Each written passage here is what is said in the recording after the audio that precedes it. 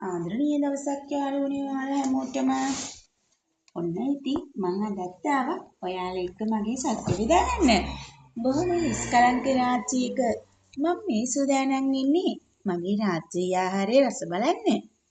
අද මං හැදුවේ මගේ දරුවන් ආස මෙනු එකක්. බිත්තර දාපු රසම රස නූඩල්ස් එකක්. ඒකට ගැලපෙන පරිප්පුවක්, මාළු, හරි රසට මගේ දරුවන් මගේ මහත්ය රස බලද්දී මට දැනුනේ පුදුමාකාර සතුටක්. ඒ නිරාමිෂ සතුටත් එක්ක ඔන්න මං සූදානම් වුණේ මගේ තවත් පුංචි වැඩකට. ඒක පුරුද්දක් කරගෙන තියෙන මගේ සතුට පොත. මේ පේනව නේද ඔයාලට?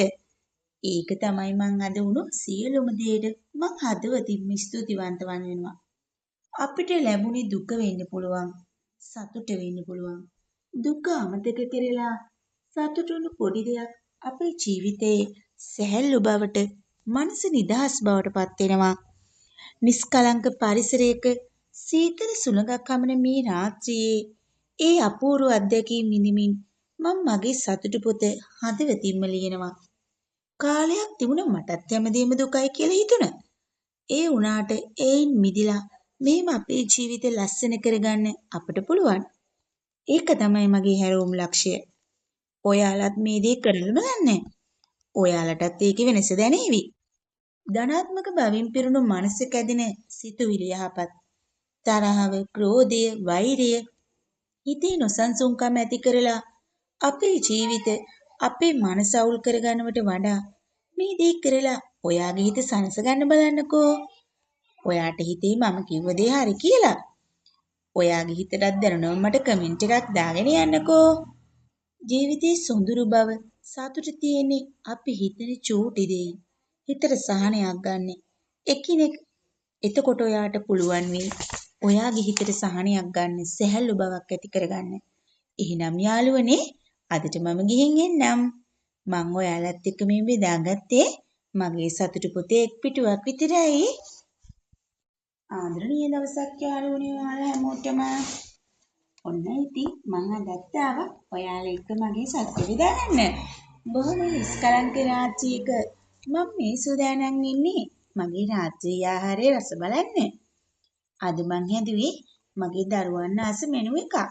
බිත්තර දාපු රසම රස නූඩල්ස් එකක්. ඒකට ගැලපෙන පරිප්පුවක්, මාළු, හරි රසට මගේ දරුවන් මගේ මහත්ය රස බලද්දී මට දැනුනේ පුදුමාකාර සතුටක්.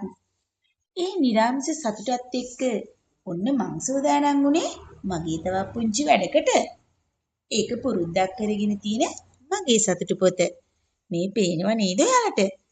ඒක තමයි මං අද වුණු සියලුම දේට මං හදවතින්ම ස්තුතිවන්ත වෙනවා. අපිට ලැබුණේ දුක වෙන්න පුළුවන්, සතුට වෙන්න පුළුවන්. දුක අමතක කරලා සතුටුණු පොඩි දෙයක් අපේ ජීවිතයේ සැහැල්ලු බවට, මනස නිදහස් බවට පත් වෙනවා. නිස්කලංක පරිසරයක සීතල සුළඟක් හමන මේ රාත්‍රියේ ඒ අපූර්ව අත්දැකීම් විඳිමින් මම මගේ සතුට පොත හදවතින්ම ලියනවා. කාලයක් තිබුණා මටත් හැමදේම දුකයි කියලා හිතුණා. ඒ වුණාට ඒයින් මිදිලා මේම අපේ ජීවිත ලස්සන කරගන්න අපට පුළුවන්. ඒක තමයි මගේ හැරවුම් ලක්ෂ්‍යය. ඔයාලත් මේ දේ කරලම දන්නේ. ඔයාලටත් ඒකේ වෙනස දැනේවි.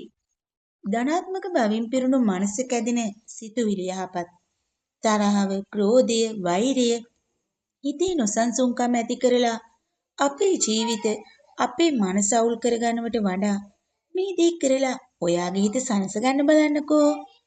ඔයාට හිතේ මම කිව්ව දේ හරි කියලා. ඔයාගේ හිතටත් දැනුණම මට කමෙන්ට් එකක් දාගෙන යන්නකෝ. ජීවිතයේ සොඳුරු බව සතුට තියෙන්නේ අපි හිතන චූටි දෙයින්. හිතට සහනයක් ගන්න. එකිනෙක එතකොට ඔයාට පුළුවන් වෙයි ඔයාගේ හිතට සහනයක් ගන්න, සැහැල්ලු බවක් ඇති කරගන්න. එහෙනම් යාළුවනේ අදට මම ගිහින් එන්නම්. මං ඔයාලත් එක්ක මේ බෙදාගත්තේ මගේ සතුට පොතේ එක් පිටුවක් විතරයි.